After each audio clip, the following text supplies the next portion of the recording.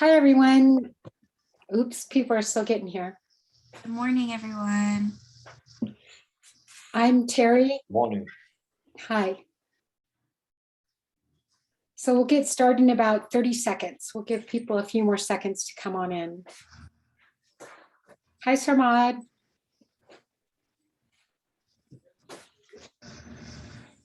Hi, Terry. How are you? I'm good. How are you? I'm doing great. Thank you for asking. Okay.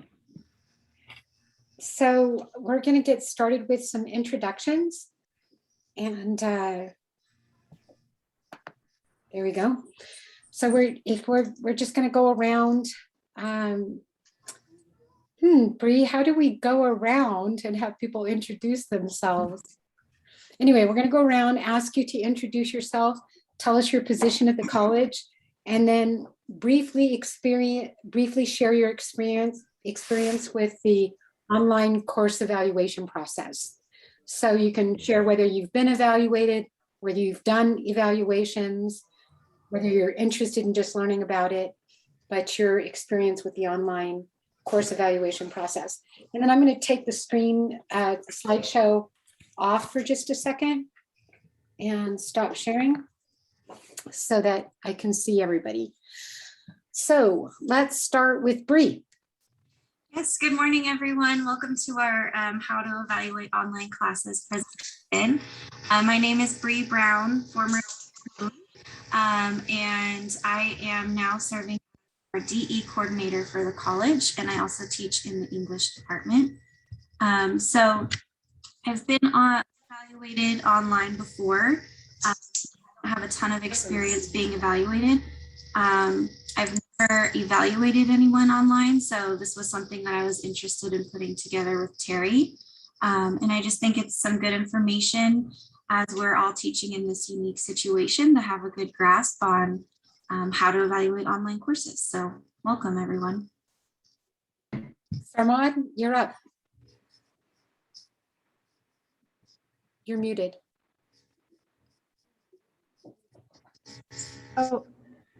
Oh, sorry, I didn't connect it. Hi, good morning. Good morning. How are you all? Good. Go ahead and tell us your name. Oh, yeah. Well, I'm Emma Larrabee, and this is my first time actually teaching in college level. And I must say it's exciting and kind of a little bit challenging for me, but I'm really up to the opportunity to teach students, and I'm going to teach multimedia and page layout for graphic design department this semester. And yeah, that's all about it for now. Okay. Welcome. Welcome. Thank you. Sarmad, do you want to introduce yourself? You're muted. Sure, definitely. Okay. Hello, everyone. My name is Samad, and I'm an adjunct math faculty. And I've never been evaluated during the online class because I've never taught an online class. I'm going to do it this semester, so I'm interested in learning more about it. And I guess that's it. Okay. So in my queue, thank you, Sarmad. In my queue, I see Veli is next. So Veli, can you introduce yourself, give us your role at the college, and tell us why you're interested, your experience with the online course evaluation process. Hi, Terry. This is Veli. I am a head instructor from Turkey in Kuyamaka College. Well, I was being evaluated, but I don't know online though. I'm not sure. I'm not aware of if I were being evaluated. That other than that, I'm not sure what to say. And yeah. Okay. So Emma, we've met you, and how about Nazar? Do you want to introduce yourself and tell us your experience with the online evaluation process? Sorry, I missed you. Just 1 second. Let me see where I am. Okay, I'm going to skip to the next person and then come back to you in a minute, Nazar. Sure. Okay, Jane, do you want to introduce yourself? Sure. Yes. Thank you, Terry. My name is Jane Ghazaleh. I am a full-time faculty teaching Arabic. And I'm really happy to see a good number of our faculty attending this workshop.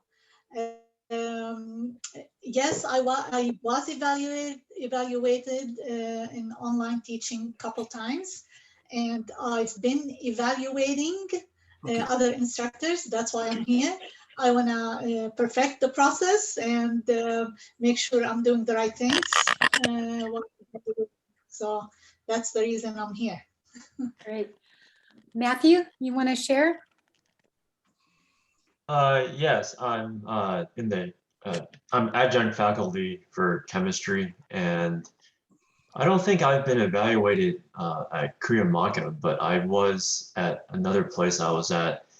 But I think it was it was at the very beginning when we first went online. So, but I don't have any experience really evaluating anyone else though. So.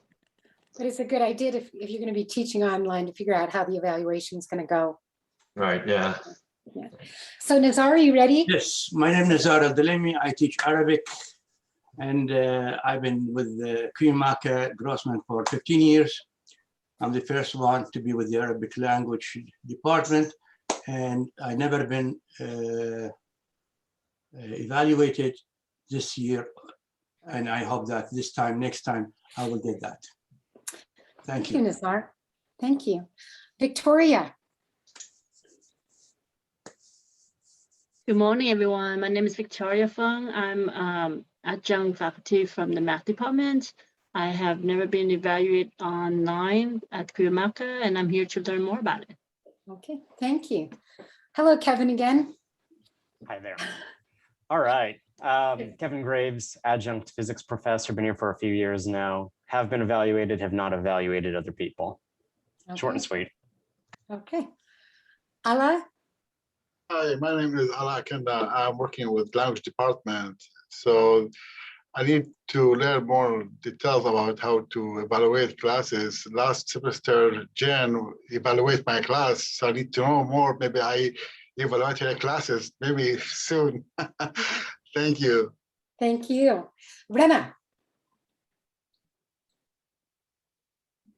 Hi, my name is Rana Al-Azze and I work in the World Language Department too. I'm teaching in the Arabic language. So I'm here today to learn more about how do we evaluate the class online, because I've been evaluated, but I want to learn how do we evaluate the class online. So thank you for having this class. Thank you. Haitham.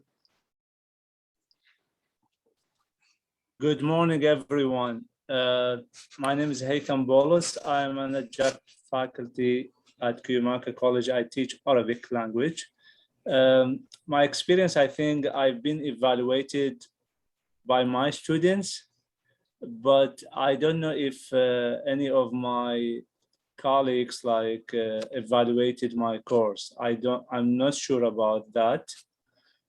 So I think it is good to see the evaluation report, like where did I do well and where I did not do well. So that is my experience.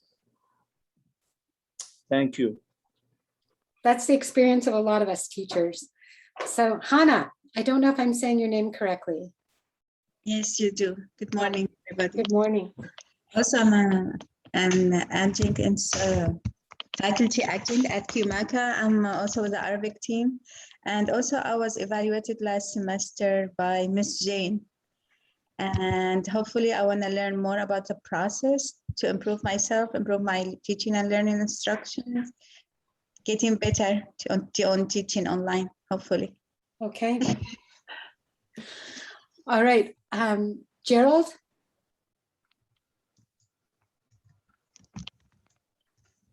Yeah, hi, good morning, everybody. Yeah. My name is Gerald Sacco. I'm also agent in Arabic department. I've been this online, I think this is 2 semesters. I didn't been evaluated really, and I came here to really learn about this process. And like they say, my colleagues hate them, and where I can improve myself if there is any weak in my teaching. So thank you so much for this class. Thank you. Thank you for Ms. Jean also. Go ahead, Lily. Thank you. Okay, so I'm hearing, and I would be interested in it too, and I'll continue with the introductions in just a moment. As a teacher, I'm interested in how the evaluation process goes. This workshop is more about how to do an evaluation as opposed to how to be evaluated, but I'm glad that you're all here because I think we're still going to have things that you'll find interesting. I just want to make sure everyone understands that this is how to conduct an online evaluation. So Jolene, you're up to bat. Hi, everyone. My name is Jolene Lee, and I'm teaching business office technology courses at Grossman College. And I haven't been evaluated for online course yet, and I would like to get ready and prepare in case I got evaluated next semester. Me too. Okay, Brian.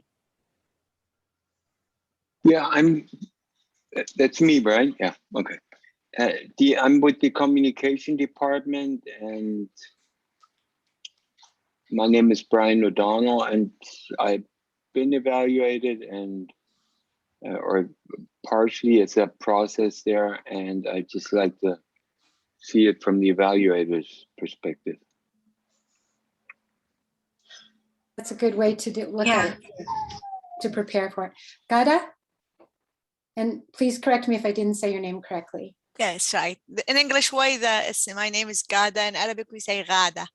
I am an Arabic teacher at Kiyomaka College, but also I work at San Diego State University. And at San Diego State University, I am part of the core instructor group in which we support other teachers. But till now, I didn't practice evaluating a course online. So I will be so happy to learn something new. Oh, thank you. Okay, Amy.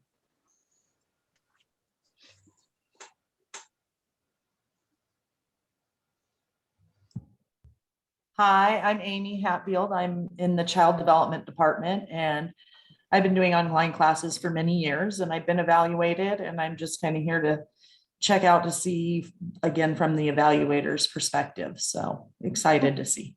Great, thank you. Jolene.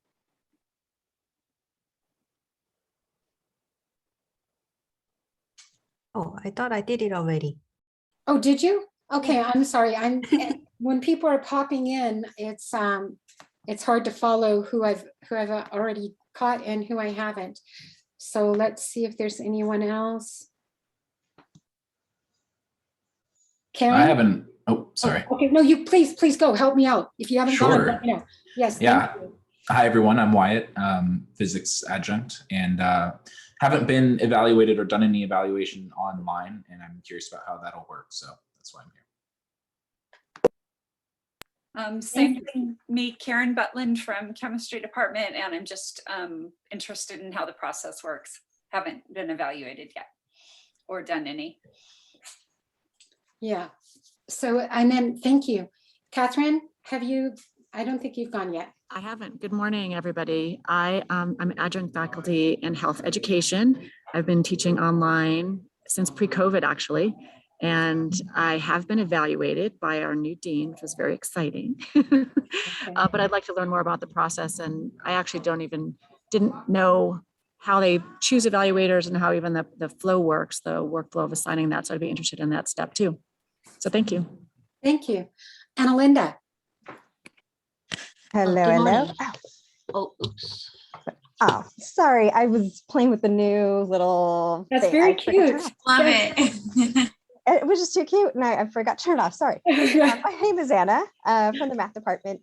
Learn by doing, right? So yeah. I'm here to see how the process goes because it's my first time too. So I love that I feel I'm still a little scared, but less terrified because I know I'm good company. All of us are here just trying to get to learn stuff. So nice to meet you all. Awesome. Wei? Hey, good morning, everyone. I'm chemistry adjunct faculty, so I don't have any experience about online evaluation. So I want to come here to learn about it. All right. Thank you. Dave Rainey, how the heck are you? I'm doing okay. Thank you.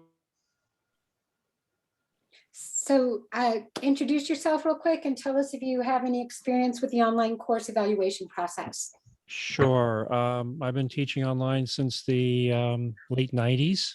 So I actually used to run the distance education online teaching and learning committee and did quite a few things. But long story short, we were developing the online evaluation process before I retired. So I'm kind of curious to see what the new process. I've been evaluated many times teaching online. In fact, the last probably 12 years I was teaching full time. They were all exclusively 100% online classes. So just kind of seeing where things have gone. Looking forward to seeing what's going on. Okay. So I think I'm seeing Kelly and Linda haven't gone yet. And if I've missed you, please jump in and introduce yourself. So let's go, Kelly.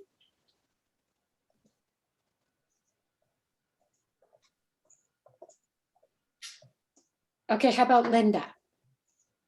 Hi, good morning. I'm Linda Carver. I'm an adjunct in the CIS department, and I'm teaching C++ this semester. I'm interested in the process. I don't think I've been evaluated, or at least I haven't been notified of it. So it's good that you're offering this class. Thank you. Okay. So, and I'm seeing Amy and Rula. How about Amy?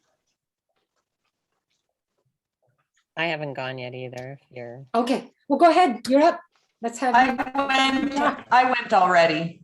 Oh, I'm you did. Amy, and I went thanks, Amy. already.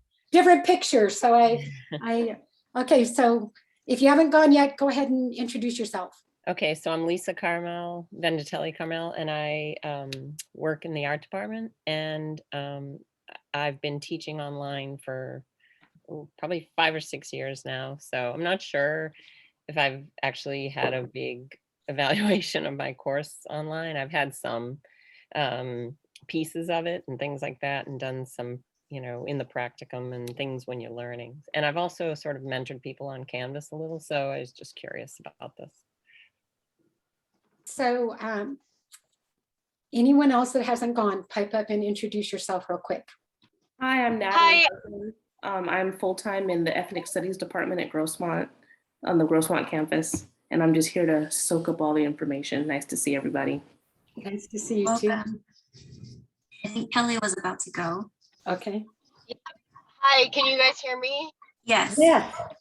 Okay, great. I was having trouble. Like I started my whole intro and then realized you couldn't hear me. Sorry about that.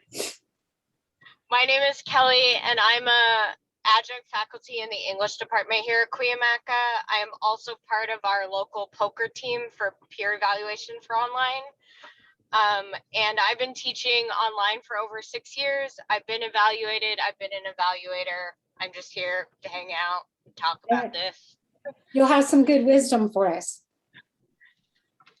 I hope. Anyone else who hasn't introduced themselves? Okay, let's get started. So Bree is going to. Okay, good morning. Sorry, I didn't introduce myself. Good, please do. Okay, good morning. My name is Rula. I teach at 2 departments at Cuyamaca, ESL and World Languages. I have been teaching at Cuyamaca for more than 10 years. Actually, I got evaluated by my wonderful colleagues in both departments last semester. And today I would like to learn about more about the process of evaluation. Okay, thank you so much. Thank you. Anyone else? We don't want to miss anyone. Marvelyn, I saw you sneak in. You can't get away from us. Fine. Yes, I started teaching online during the pandemic, and it was all new and exciting. Okay, good to see you, Marvelyn. You too, Terry. Okay, all right. So we're going to get started with the presentation, and let me just hit play after I share. This is awkward. There we go. Okay.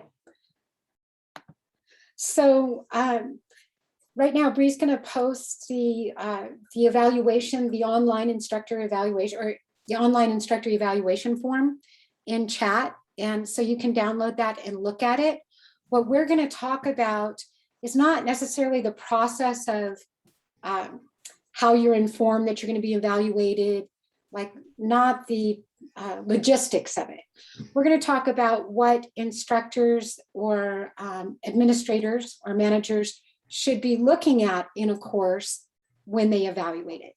So if you could just, when you take a look at that form, go to area C, which is like pages 2 and 3, and look at the examples that evaluators are told to review in your course, and then be prepared to offer some comments before we dive in. So take a quick peek at that.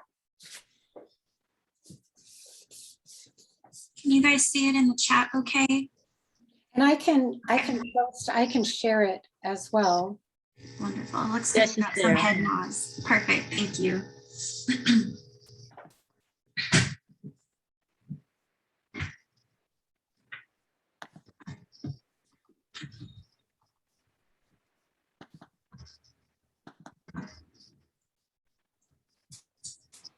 Yeah, and Terry, maybe it would be a good idea just to put it on the screen. Yeah, I'm going to stick it on the screen too. Oh, perfect.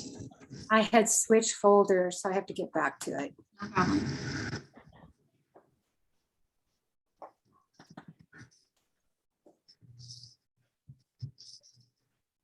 Actually, I'm just going to display category C. It'll be easier to see.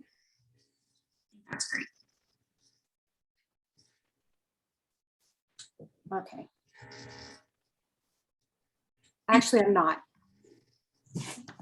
And just to clarify, everyone, the form that we just shared is the local Cuyamaca form that evaluators use to evaluate online courses. So there's a few like evaluation forms circulating, some are at the state level, but the one we just shared is our in-house Cuyamaca one.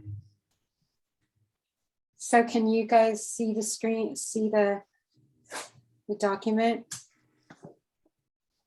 Yes.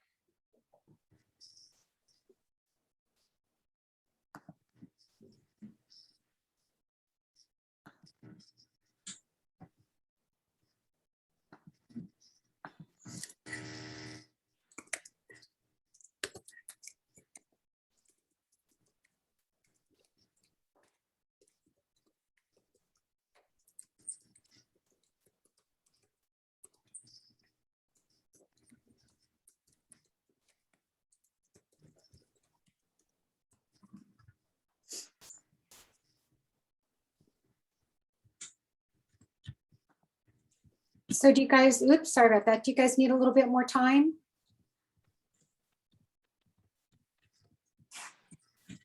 Looks like people are still reading.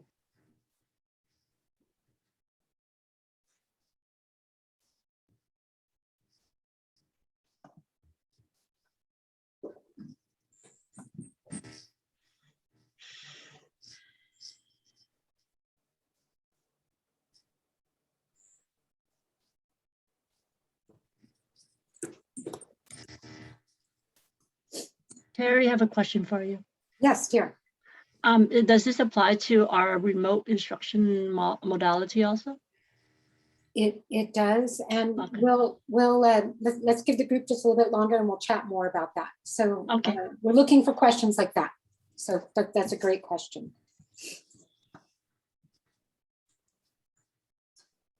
I also have a question about like when an instructor should submit an evaluation form, like if I want to do it, like should I do it by the end of the semester, and to whom I should refer this form? So this form is used when, so in our contract, we have to be evaluated through an official process every so often. I forget how often it is for each. I think full-timers, it's every 3 years, and I don't know how often part-timers are evaluated. When you go through the evaluation process, when you are being evaluated, you are evaluated from a peer, another instructor, and then you're evaluated from a manager, often your dean. And those two evaluators will be admitted into your course, and they'll use this evaluation form to conduct the evaluation of you. Additionally, students will have the opportunity to fill out a different form, not this form, but a different form in that evaluation process as well. Did that answer your question? Yes, thank you. Okay. Okay, so this workshop is to help people who are doing the evaluation understand how to implement this form, particularly section C, when they're conducting the evaluation of a course. Just to piggyback, I want to say if you want to request that somebody evaluate you, you can contact your dean to initiate that. Some may say yes, some may say no, I think depending on the workload of the semester. But I also think, like we mentioned before, it's great to understand this form if you're being evaluated so that you can earn good evaluation marks too. So it's great to have everyone. Okay, so has everyone had enough time to at least peruse section C? I'm going to stop share. Well, I think I'll leave this up, Bree, so that if somebody asks about a particular section, we can scroll to it. So I'll go back up here. So comments, questions, concerns, anything you want to say about section C? The accessibility part of it, if I have something that I require my students to buy, like I have this packet that I require them to buy a hard copy of, does my stuff in Canvas, because I basically then just post a PDF of that as a kind of a backup thing. So does that shouldn't have to be accessible, right? Because I'm having them buy a hard copy. I'm going to let Bree answer this because she just went through the same issue when we got poker certified. So Bree, you're up. Yeah, so I'll just say kind of in general, you have to have an accessible version of everything in your course. And so if you require students to buy something that, and as long as that version is accessible, then you're meeting the accessibility standards. The PDF that you supply does then not have to be accessible because the hard copy presumably is. So perfect, thank you. That's awesome. Okay. All right. So anyone want to comment on maybe how these items that you were looking at in section C could be implemented? Like, are you imagining how this might be applied when doing an evaluation or being evaluated? I have a question. Yes. Like, as a teacher, not as an evaluator, because like we don't know like the aspects like or the things that the evaluator has an access to it. For example, I'm talking about this because just to know if we are applying the best tool of communication with the students. As far as I know, like the evaluator doesn't have an access like to the emails, but they have access, maybe they can see announcement things. So how can an evaluator? They cannot. So the evaluators, as far as I understand, cannot see your messages, correspondence with students, but they can see all other correspondence. So if you're posting assignment grading comments, they can see that. They can see discussions in the course. The one aspect of communication that they can't see are Canvas messages. But you could certainly if you felt like it, ask to meet with the evaluator and show them your Canvas messages if you wanted to. Thank you so much. Yeah. Bree, do you think that that was a good response to that? Yeah, absolutely. I'm wondering what questions or comments you all have about the individual criteria in section C. So let's hit that. So what we're going to do, and actually the next slide that I want to share, it's going to show you, we have some, Bree and I have some issues with Area C.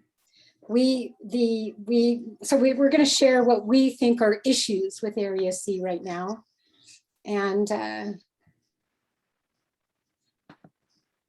And sorry, this is really awkward for me. There we go. So we have 2 slides of issues that we see with Area C. So I'm just going to read these to you, so in case we have audio learners as well. We don't think that the Area C criteria align with the online teaching and learning committee's best practices document. And we're going to share that document in another meeting.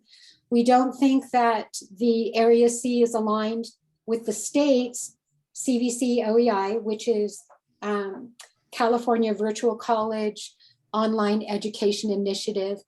POCR is Peer Online Course Review Rubric. So the state has set standards for what a great online course should look like. And we don't think the Area C standards align with that.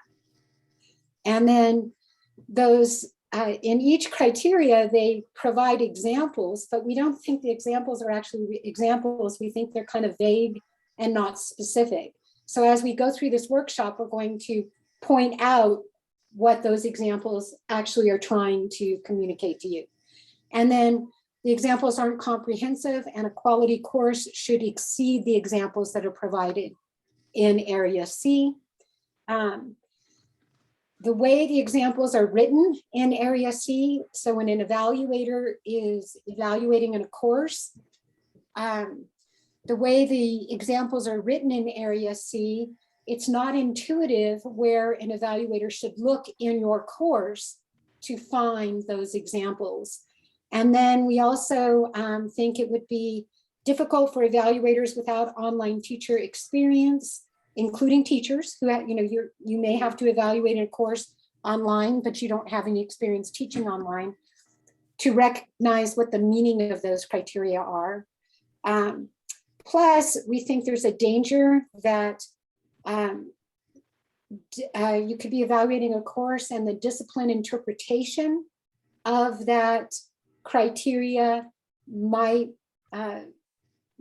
be misinterpreted so that you don't understand the criteria, how it applies to the discipline. Is that how you saw that, Bree?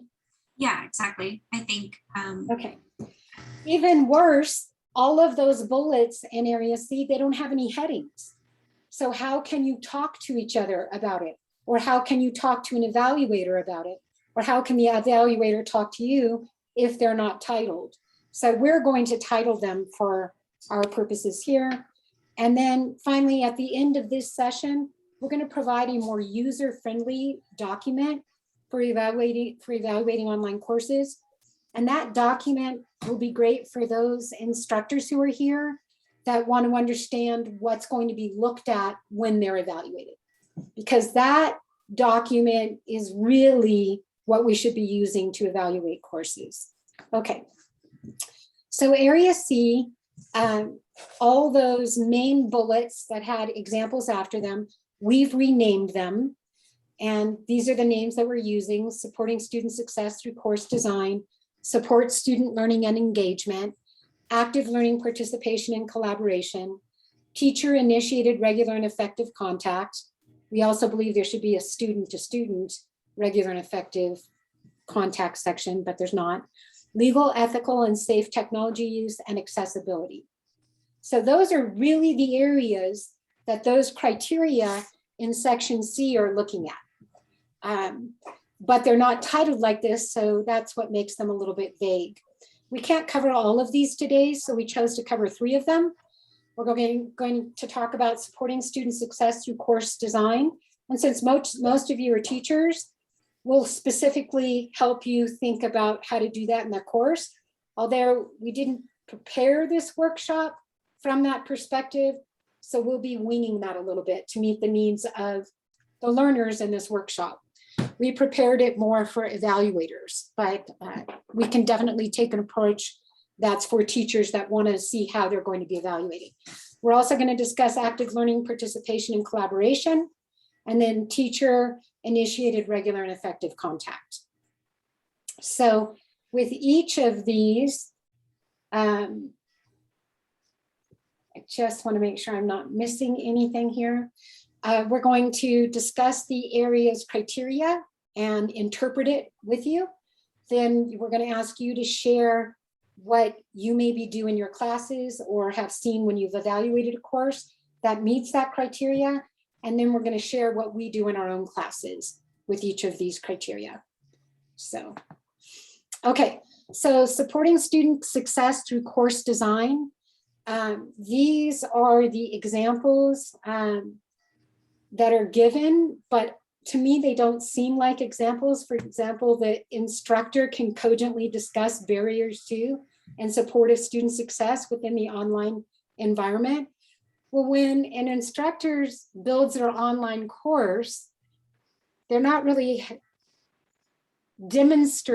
purposefully demonstrating that they discuss barriers. So we're going to interpret this bullet for you and or just interpret it with you and ask you maybe what do you think it means?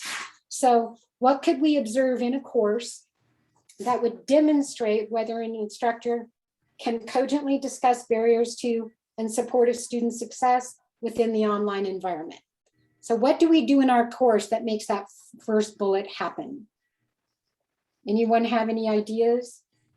Well, we can refer them to services like DSPS and financial aid and tutoring, counseling, personal counseling. So Brian, are you going to take some notes on this so that we can share it? Sure, yeah. You could do it maybe in Word or something. So refer them to counseling. What are other things that we can do in a course that demonstrates we understand some of the barriers to student success and how to support student success? Anyone else have any other ideas of what goes on in courses?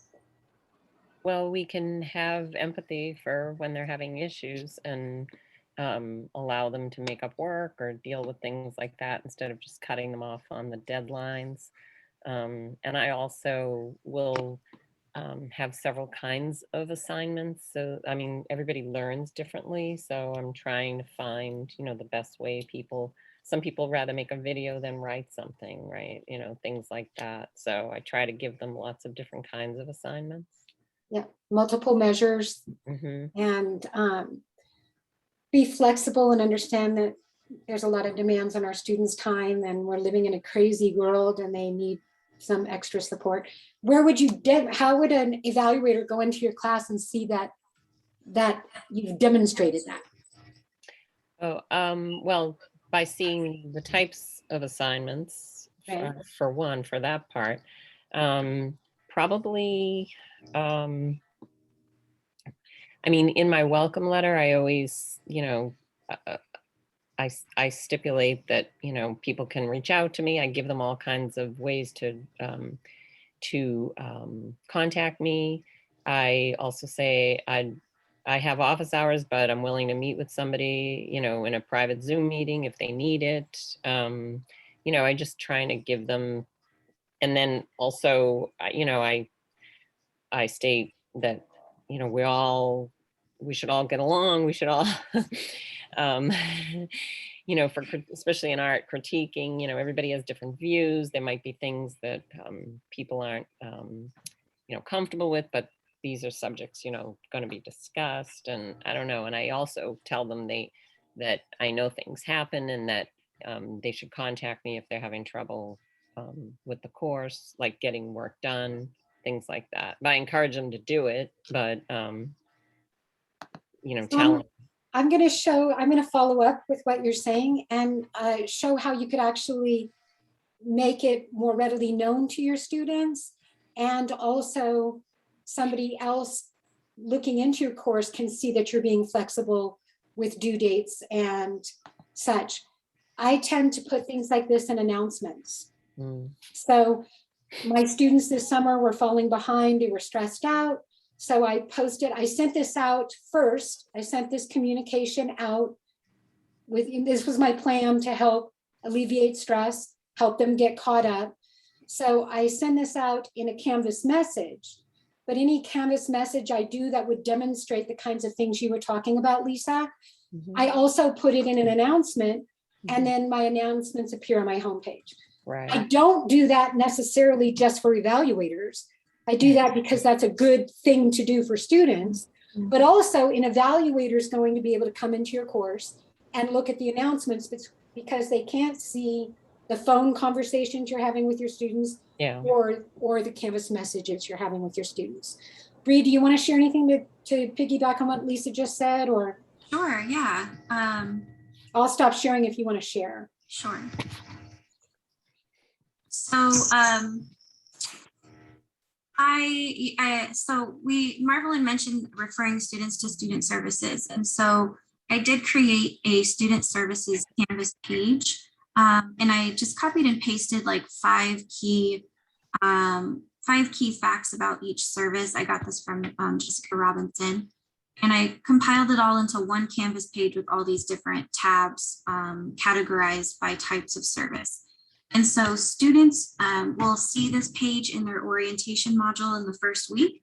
And then what you can do is on your individual assignment, in the instructions as a resource, you can link students to this page so that they can always, know what services are available to them throughout the course. Because, it's important, yes, that we do this in week 1 or maybe in an announcement or throughout the course in announcements, but we should be kind of confronting students with this information in as many ways as possible, multiple times, consistently throughout the course. And so this is a good page to kind of return to.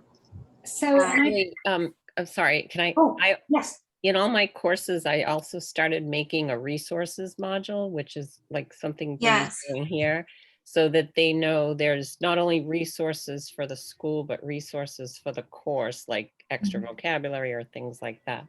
So it's always at the top. That's beautiful. That's and beautiful. Then I'd like to piggyback on what Bree just said. Can I share again, Bree? Yes. Oh, there I put it in. So another way that we can demonstrate what Lisa was communicating is how we set up. So I'm just going to randomly choose a little quiz in my course. I have quizzes. The way my course is set up, they have learning pages, then they'll have like a learning page or two, and then a little quiz, and then a learning page or two, and then a little quiz. So I communicate within the directions of every quiz that I understand that you might be struggling a bit. We don't want your struggle to turn into frustration.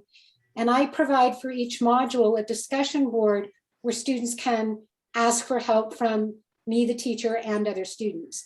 And a link to that discussion board is included with every single assignment.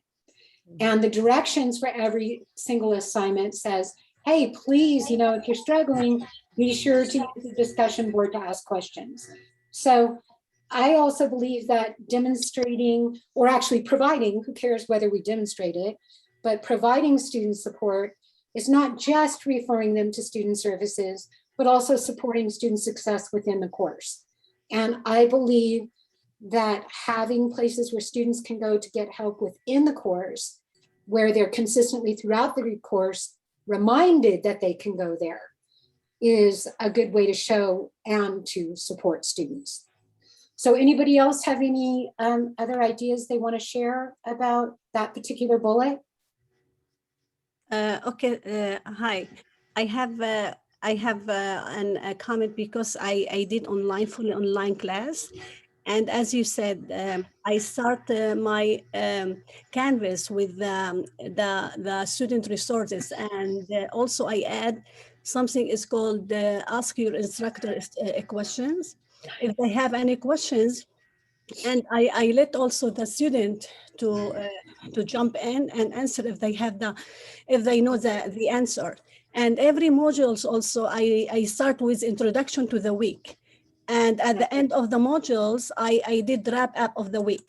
For example, for introduction of the week, I begin with the goals of this week and how to accomplish this week and the assignment for this week. So each week they have goals and how to accomplish and the assignment they have to do. And that is supporting student success because they know what to do in their course. They know what's expected of them. Exactly. It's like reminder for them every week what they have to do. And if they have any questions, they have to email me or they can jump to the ask my professor questions or yes. Yeah, that's excellent. Let's move on to the second bullet under supporting student success. The syllabus and or course materials include explicit policies and procedures as a communication policy that address and support regular and effective contact. So we interpret that as providing a communication policy. That parenthetical is what we've added to this. So what can we do in our courses? And from this perspective of an evaluation, what can we do in our courses that demonstrates that we have providing an effective communication policy? I think we can do like anonymous survey just for a student to share their ideas without, sharing who they are, so they can write freely and express their opinion about the course and what they want, their concerns and their expectations and so on. And that's going to be an awesome. We're going to come back to you on Emma on that for another bullet. This bullet is a little bit confusing. We're more looking at this bullet. Actually, it doesn't say it, but it's the having a communication policy that promotes effective and regular contact. So let's ask it this way. What should we have in our communication policies? What do you think should be in our communication policy? What's the purpose of a communication policy? Well, I was gonna say, in my classes, I make it clear when students should communicate like with their groups by a certain day of the week, so that they have time to reflect on that. Because if they're coming in and chiming in on a Sunday night, there's no discussion with that student. So I consider it late. So in my syllabus, I have that in order to get full credit, you have to respond to the prompts by Wednesday of the week. Because by Wednesday, you're then allowing the rest of your group mates to be able to then effectively look at that, what you've said, and be able to chime in and to give you criticism, not necessarily criticism, but to add on to it and to learn from it. And then you see other students' perspectives and you actually get a back and forth. And then by Friday of the week, I have them, they have to then respond to like 3 or 4 of their group mates. And then by Sunday, they actually have to go back and then have another, so they're completing a full communication loop. Because if this was a face-to-face class, you would get the back and forth communication. And that's what I'm trying to get them to do online, is to have that back and forth communication, because I think that's where they learn. Yes. And so they have to, awesome, by a certain day of the week. And a lot of the students, it's hard for the first couple weeks because they go, that's a lot of getting online. I go, yeah, but this is a class that requires you to be here for X amount of hours too, because I am supplying you with content that requires that amount of communication. Right. And so that's kind of how I do that in my class. And I think that's an awesome way to handle it. I messed up. I forgot that I created a Jamboard for this question. So can you guys see the Jamboard I have here on my screen? Yes. Okay. So right here in this Jamboard, you can post a sticky note. You can use this text box to post something if you want to write a little bit more. Let's just have everybody stick something in the Jamboard that indicates what should an effective communication policy include. So quickly, stick something in the Jamboard. I just put the link to the Jamboard in the chat box. So if you just click on the link, you'll come to this Jamboard. And you can just grab a Post-it note. And I just think it's underneath view only, Terry. So Yeah. if anything, That's click what on I did. share and change it so that we have editability. So teach me this more. Yeah, so where it says get linked in the blue text where it says change, Yes. click that. And then change the viewer to editor. Woo! Okay, Yeah. very good. Okay. Thanks. So now see if you guys can edit. Thank you, Anna Linda. So I was going to talk a little bit about the first couple things I do to establish effective communication policy. Great. And that Kelly, what happened to you? Oh, can you hear me? Yes, I can hear you. Yes. Okay. So the first things in my class I do for that piece of effective communication policy is, and this is in multiple places. So this will be in an announcement. This will be in in the welcome letter. This will be somewhere on the front page. So this is in multiple places in the course. When they can expect me to contact them. So I will tell them when announcements will go out. I will tell them when I will give feedback. I will tell them when I will respond to discussion posts. I will tell them when to expect me to reach out to them. And then I also will tell them when they need to, as we've been speaking about it, when I expect them to respond to discussion between peers. That's an awesome part of an effective communication policy. There we go. Flexible times for getting help with course material. So I'm not seeing a lot of people posting. I'm wondering if I'm doing something else, doing something wrong. There's another post. Yay. The one that says I use harmonized discussion. You can drag that post around, make it larger, make it smaller. Sorry about that. I'll move it around. No, that's okay. I'm just excited you got it up there. Hold on. There we go.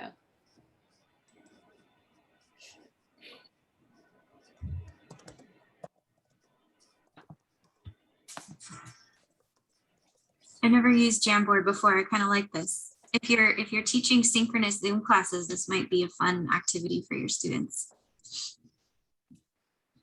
So someone, I think Bree asked about Harmonize. So yes, that I create an assignment in Canvas, and then there's some, when you create an assignment, you can have options such as load an external tool or load external window. I can't remember the exact name of it.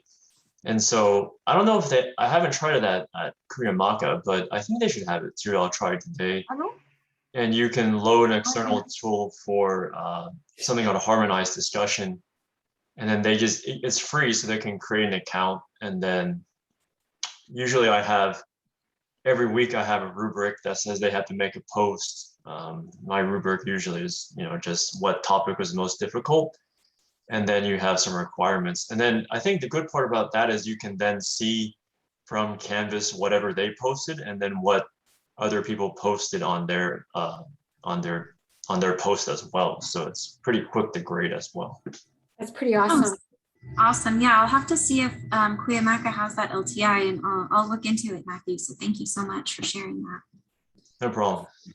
So I'm seeing a lot of good things that would be in a good communication policy, like announcing when you're going to get back to students, letting students know how they can contact you, telling students how you're going to communicate with them through multiple methods such as announcements, assignment comments, emails if everything else fails. I like that. With emails, so the person that posted that note saying emails, when you say emails, do you mean emails through Campus email or Canvas message inbox? The Canvas inbox. What do you guys use? Canvas inbox or regular email? So honestly, I use a combination of the two of them, and I think both would be equally valid there. I find that both are used pretty heavily. Okay, thank you, Kevin. I'm going to move this one a little bit or make it bigger so we can see everything else that's in it. Oh, that's not working either. Huh. Well, it's sticking there. It's down a little bit. Can you guys? Yeah, Natalie posted in the chat that she tells students that she can reply more quickly via Canvas inbox since it doesn't get filtered out. I agree with that. I also strongly encourage students to use inbox because sometimes students have some interesting email addresses that may go to our work spam folder. And so, yes, Wyatt just mentioned that as well. And so if they are messaging us through Canvas inbox, then obviously it won't go to spam. And so I think that's better. Also, we have, gccccd.edu. We have 3 C's in our email address. And if students are typing that in manually, sometimes they mistype our email address. And so Canvas inbox is also a better way to ensure that it gets to the right place. So I want to piggyback on that real quick, Bree. Also, it's a state standard that in an online class, students should not have to leave the course in order to communicate with you. So as a state standard, the California Virtual College, they prefer to see online instructors, at least in a communication policy, emphasizing a preference for the Canvas inbox. That doesn't mean you don't also use your campus email, but they want students to be able to communicate effectively with the teachers and other students through Canvas and not have to leave the online learning environment. I like that you turned that upside down. It made me look at it right away. There was another thing. So there's a Post-it note up here that says text messages.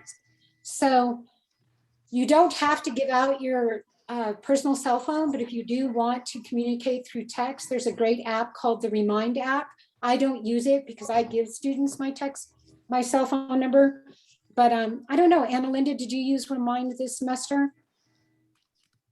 There it is.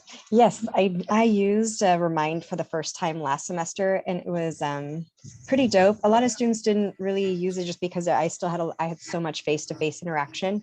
But it was really great to have the students automatically, because I just had them set up by course.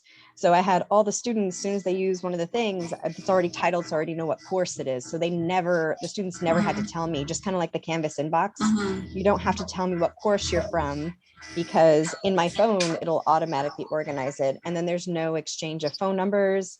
They could text me at any hour. And you could even just send announcements even through the Remind app to the entire class, but I didn't do that because I didn't want to overwhelm them with too much of where my announcements come from. So I just kind of channeled them and just said, okay, go to our Canvas site. It is the only site. All communications come from there. In an emergency pinch, boom, you got my text. So we could just get a hold of each other kind of quick on the go there. Nice. So we are on the fly trying to change this workshop to fit what teachers need. We actually have a workshop designed for what makes a good online class. That workshop's Thursday. So when we realized we had more teachers wanting to know how they're going to be evaluated rather than evaluators knowing how to conduct an evaluation, we're kind of on the fly changing things. Does anybody else want to point something else out for this, or Bree, do you think we need to talk about? Oh, one more thing. It's really important in a communication policy that you explicitly state how quickly students can expect a reply from you. That's an important part of a communication policy, and evaluators should be looking for that in your communication policy. Bree, do you want to tack anything else onto this?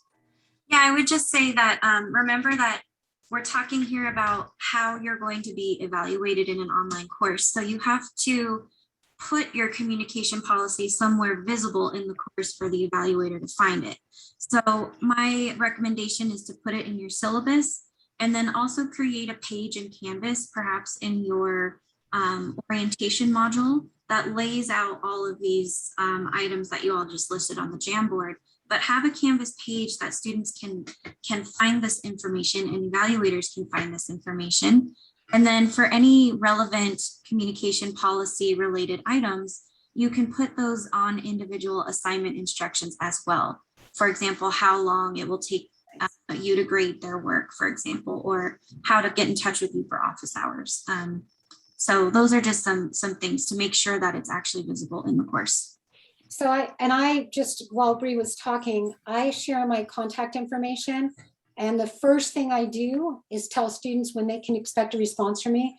And 24 hours is crazy. I usually respond, usually pretty, within an hour or less. But I give myself 24 hours just as an insurance policy. So my contact information and my contact policies, I don't tell students how to behave in my communication policy. I know other teachers do, I just choose not to. But I also have, it's on my homepage. It's the first thing on my homepage because I want students not to have to search where to contact me. So I keep it on my homepage. And then where I get into the nitty gritty of the importance and describing why contacting each other is important is in my module 1, which is kind of the nuts and bolts of how to work through the course. And I have a regular and effective contact page. And here I share, that's where I kind of get more into some of the traditional things that teachers might put in a communication policy. I talk about why contact is important. I talk about why peer-to-peer contact is important. I explain that we are going to have graded peer review assignments and that we'll be talking to each other through those. And I will be giving feedback in those comments here. So on this page, I get into some detail about the importance and how to do peer-to-peer contact. And I get into the importance and how to communicate with me, the instructor. I don't set down any rules like thou shalt use appropriate language or what have you. I just don't want my course to feel like a police state. So I don't do those things. Okay, let's get back to the presentation, which is here. Yeah, and I was just going to say, I think in the interest of time here, the last bullet there, instructor incorporates tools to assist student readiness. I think it's very similar to the communication policy.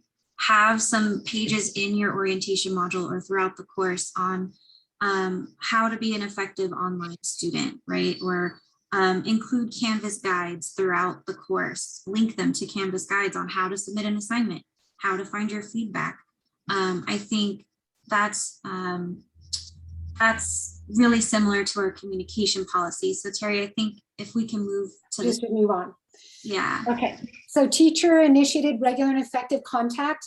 In some ways, we've discussed this already by talking about what you guys are doing in your communication,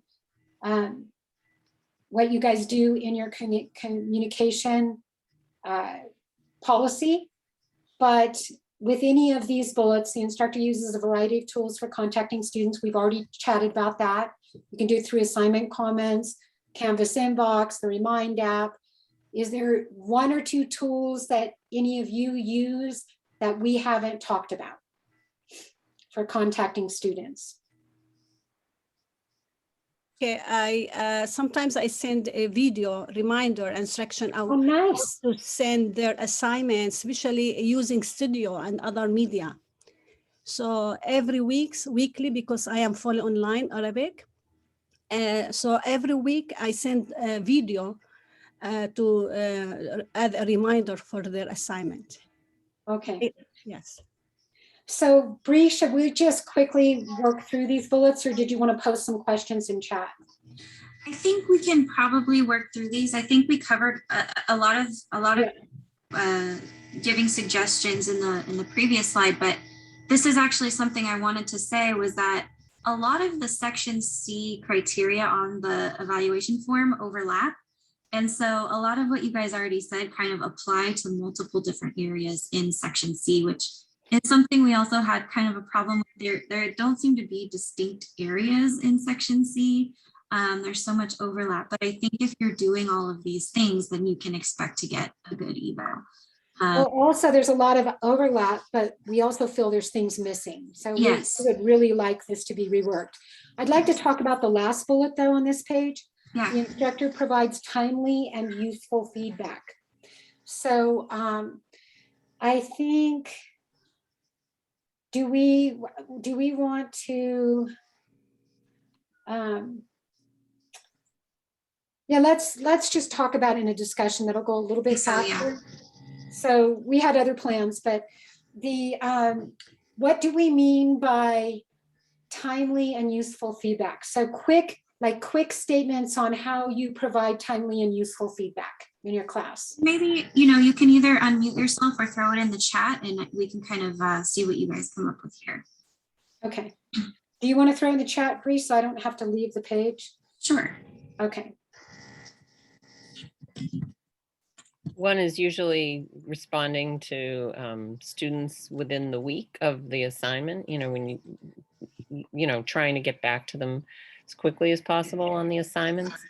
And if for some reason something happens and I can't, or I'm a little late, I usually will send an announcement or say something to that effect, because then they know you're human and that, things happen. And I don't know, I think it makes them, so you're not just always the arm and hammer kind of thing. Yes. And useful is, I would say more, I always put comments. I don't just give them a grade, and I'll either, and a lot of times mine's different. It's artwork, but it's same. I mean, sometimes I have them, depends on my art appreciation, they're writing or they're analyzing, and I'll explain, I'll give examples. And one thing is to make, I have sort of a stockpile for certain assignments of, this is how it's supposed to be done. So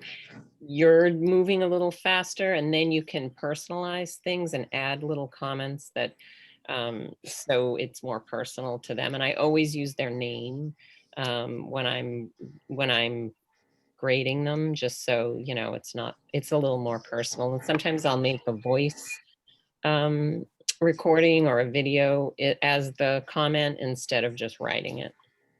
Lisa, oh my gosh. You said something that I'm really excited about. So a lot of us probably use stock comments that we then customize for individual students. And historically, at least for me personally, I had to store these stock comments in a Google Doc or a Word doc. But I'm so excited to report that we now have a SpeedGrader library of comments. So when you create a comment, you can save it right there in SpeedGrader. And so you can pull it in for individual students. You can just click on the one you want and then edit it. So that's really going to streamline grading. And that's awesome. Yeah, make feedback more timely. Right? So do you guys want to just take a second, just everyone type like a short little thing that you do in your class? See some great timely and useful feedback.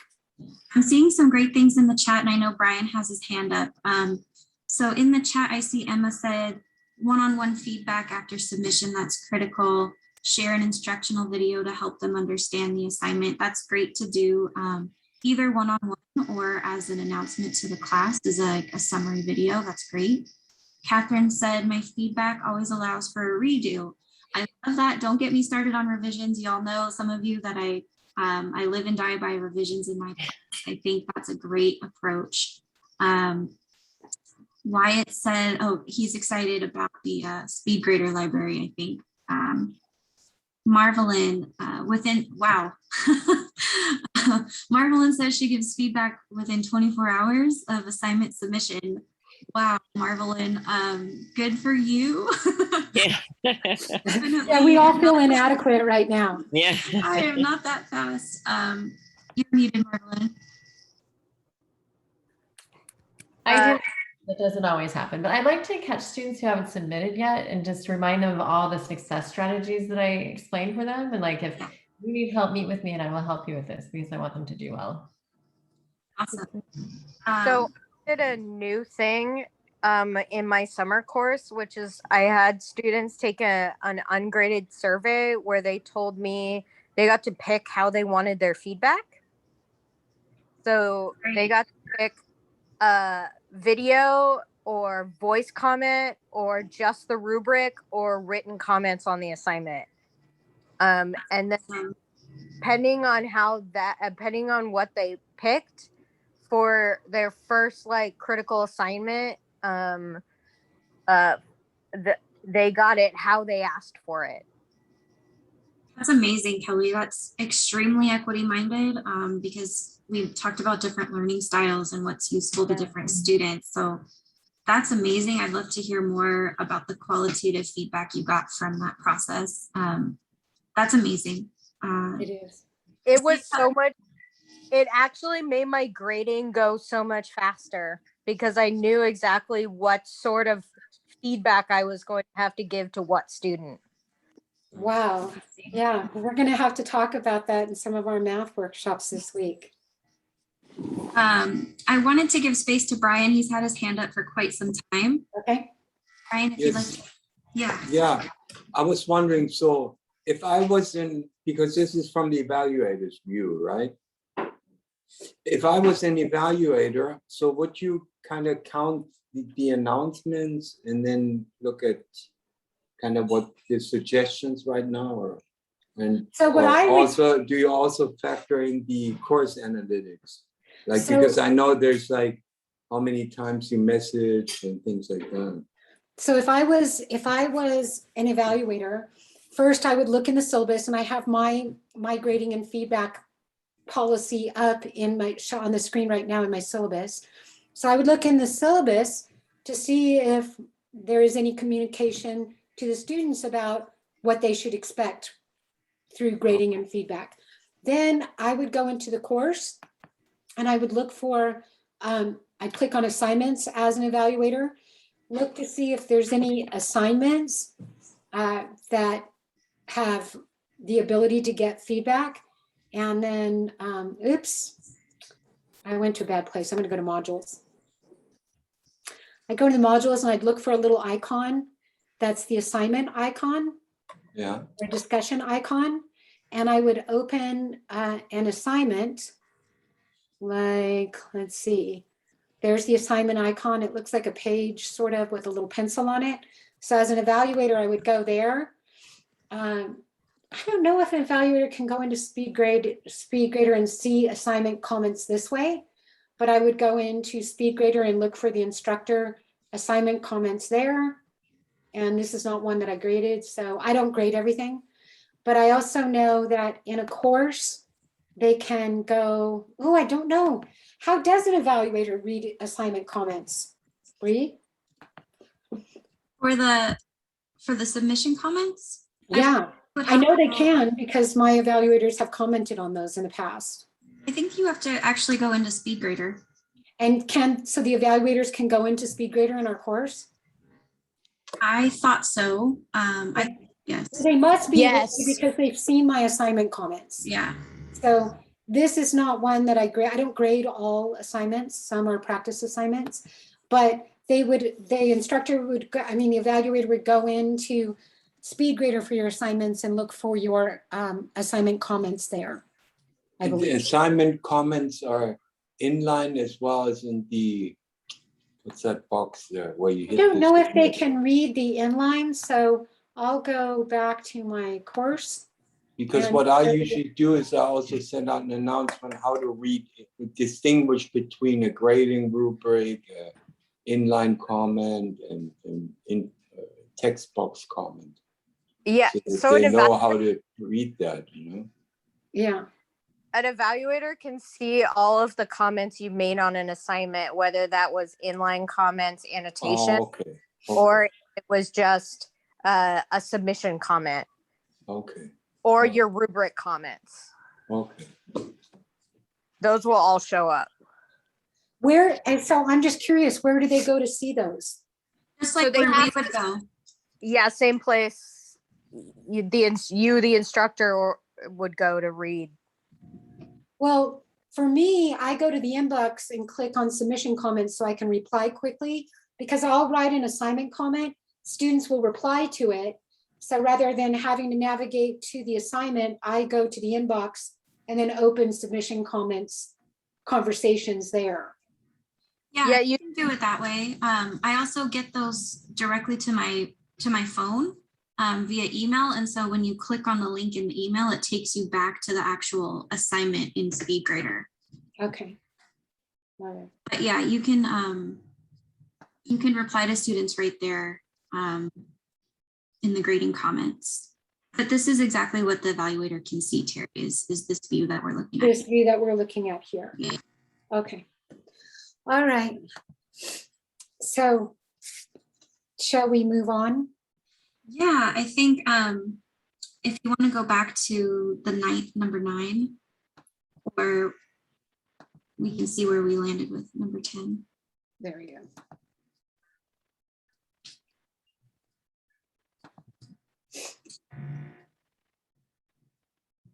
So I think this is where we were headed toward next, right, Bree? Yeah. Okay. So the first item, the instructor incorporates tools that meet the content demands of the course. We have a Jamboard for that, the next Jamboard screen. So, and rather than comments, let's just go back to the Jamboard. And that be this? Go to page 2 of the Jamboard to answer this question. So stick something up there and we'll chat about it in a second. So how should we interpret this item? What are the tools that teachers can use to meet the content demands of a course? So just list some tools that y'all use. And I'm linking it again in the chat at the bottom, just so you don't have to. Okay.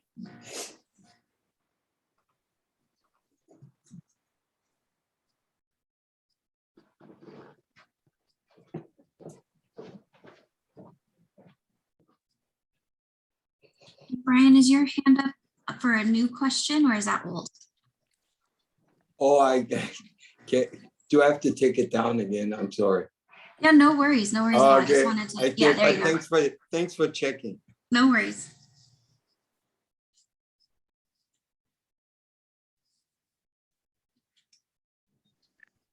So I can't access the Jamboard because I'm on my phone and it won't pull up, but I use Padlet. You cut out, Kelly. I think you were saying Padlet. Yes, Padlet.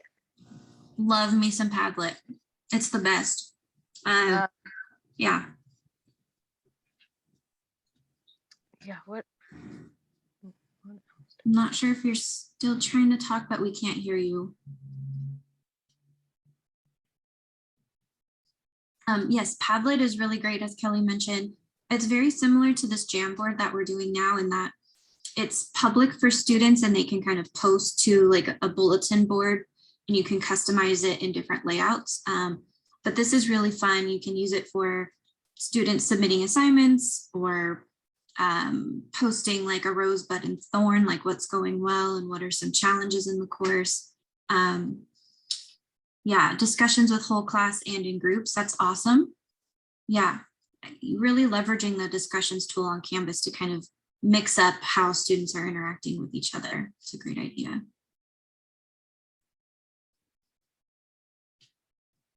Quizzes in between content pages. Good. Yeah, quizzes are really good to kind of assess where students are at with their learning. Embedded YouTube videos. Yes. Awesome. You can also embed your own Canvas Studio videos that you create. And shameless plug, I do have a Canvas Studio workshop this Thursday at 9, if you're interested. Interactive simulations. Wonderful. I can see that being useful for maybe classes with labs. I'm not sure which discipline that's for, but that sounds really great. Every time my students have to read through a lecture or work with material that I've given them, I usually have them do a journal response, which is tell me 3 takeaways and any questions you have about the material. I love so that. It's not them reading it and then me expecting that they've gotten everything that I wanted from it. Wonderful. That's really good feedback that you're collecting.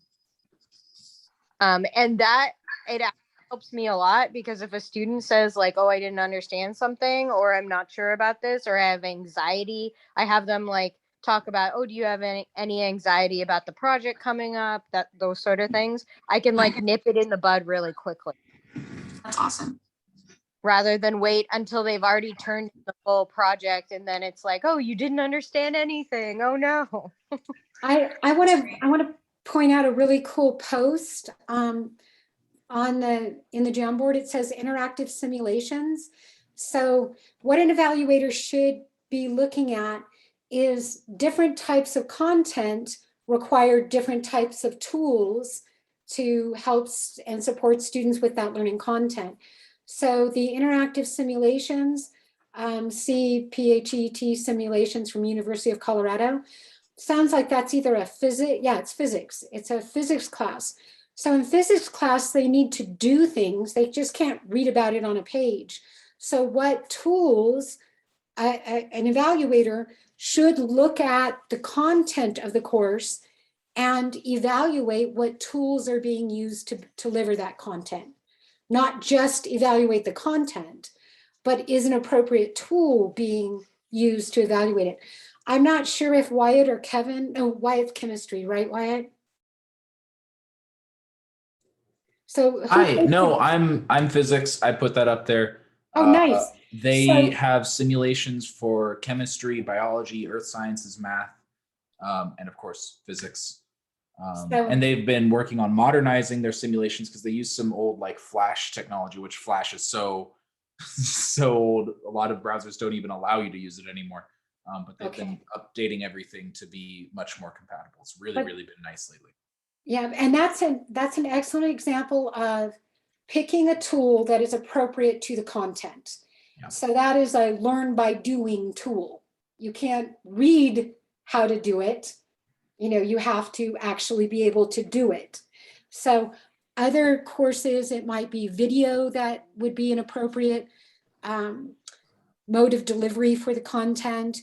I see using 2D Studio Tool, asking the students what they need to deliver their, to best absorb the content and learning objectives. Delivering quizzes, that's kind of in between content pages. That's sort of a learn by doing things. I can see that definitely for math. You sort of have a content page, but then you have the students practice it after. The practice is still, it's not necessarily an assessment. The quiz can still be a learn by doing tool. And then I see the embedded YouTube videos post here. Who posted that and how do you use it? For the studio tool, I explored it while I had my teaching online certificate, and I saw it's very beneficial for students to share a video or something, or go back to a video that had been shared before to learn about something another student had to learn from. So they would go back to that and have this on hand when they need it. Yeah, that's excellent. Thank you.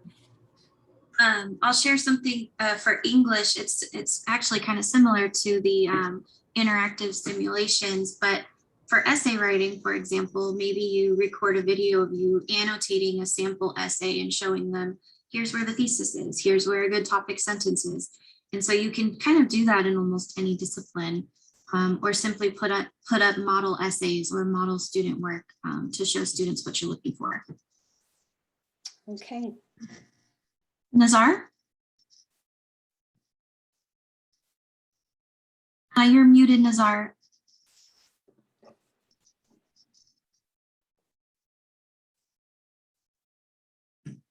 Sorry. We've been going through a lot of good forms, which I did like them, where I can get those forms.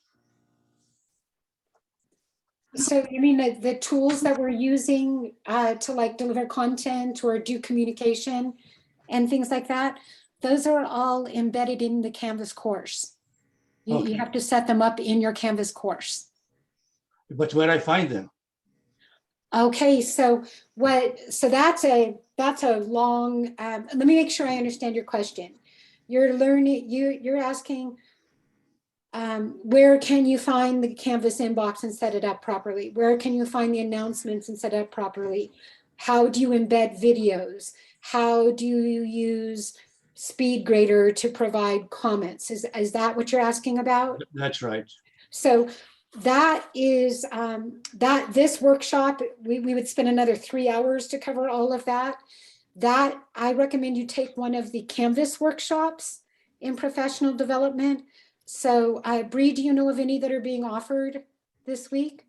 Well, we have one on Thursday, Terry and I, how to do it in Canvas is but I'm not sure that that's his question. Our how to do it in Canvas is not how to use SpeedGrader or how to create an announcement. Yeah, so we also run Teaching with Canvas, which is a self-paced course that you would take with our instructional designer. So if you're interested, Nazar, in taking that course, you would want to contact Frank Moore, and I'm throwing his email in the chat right now. And then I also run a teaching online certificate course through Cuyamaca. And so if you wanted to get a deeper dive into online teaching pedagogy, then you would take my course, and then you could reach out to me if you'd like to take that. And that's a self-paced course that you could take over the span of, say, a semester. That's really the deep training that you would want. Thank you very much. I'll try. Thanks a lot. Yes. Thank you. So we're going, actually, I'm not going to share this. We're going to, we only have a few minutes left. And I apologize. I prepared for a different type of presentation than the one that we needed to give to meet the needs of the folks in this workshop. So I apologize for my awkwardness. But do you all have any questions, comments, concerns that you want to share? And would you can look Bree or myself up in the college directory for our emails. The last page of the presentation has that, but I don't want to share the screen right now. I think Brian has his hand up. I'm not sure if it's old or new. Yes, it's new. I have just one question. So like from your experience as an evaluator, like what are some of you, and you probably share that with other evaluators, what's a typical, like, not like red flags, but what's like common challenges that are being critiqued?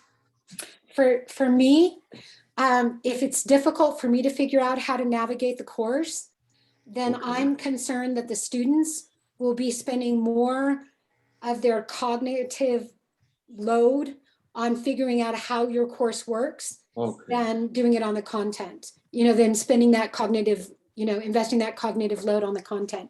So I like to see a course that's easy to navigate.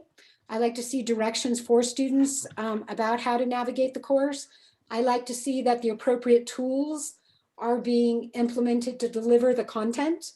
So in a physics course, I would love to see those simulations as opposed to just a page describing what would happen if a student did X, Y, and Z. So I look for content. I look for regular and effective content communication between the teacher and the students, and lots of opportunities for students to, one, communicate with each other about the content of the course. So in my course, I do peer-reviewed assignments where they have to seriously evaluate each other and provide critiques, but also opportunities for students to interact with each other unstructured. So for instance, question and answer discussion boards, a hallway hangout discussion board, opportunities to meet and chat. So those are some of the key things I first start to look at. Bree, you want to share something with that? Yeah, and I apologize. I was reading over the chat as you were talking. I did hear course navigation. That's a huge one. I'm not sure what the other two were that you just. It doesn't matter. I just wanted to know if you wanted to. But do you want to share anything out of chat since you were reading it? Yeah, I think. Let's see here. I just put in the chat the 2 self-paced courses that we offer. If you're interested in a deeper dive, you do actually have to have. If you're teaching a fully online class, you have to be DE certified. So you have to complete the teaching online certificate course if your course is 100% asynchronous. So that's something important to note. Marvelyn asked, are we planning to revise Area C of the instructor eval? Yay! I couldn't address that fast enough. So I said that OTLC is welcome to take happy to take this on if faculty are interested in having a more user-friendly or more specific online course evaluation form. We do realize that it would have to go through, excuse me, sorry, it's my next meeting. We have to go through the approval process, so we would need to work with several different bodies on campus to make that happen. But if some folks on this call are interested in having OTLC tackle this, we would love to.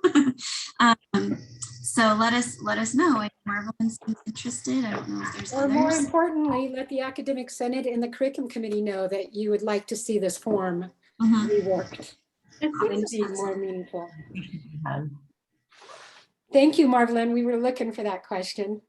And Catherine has a comment here that understanding the evaluation may seem to be about getting a good eval, but really it's about having the best courses we can.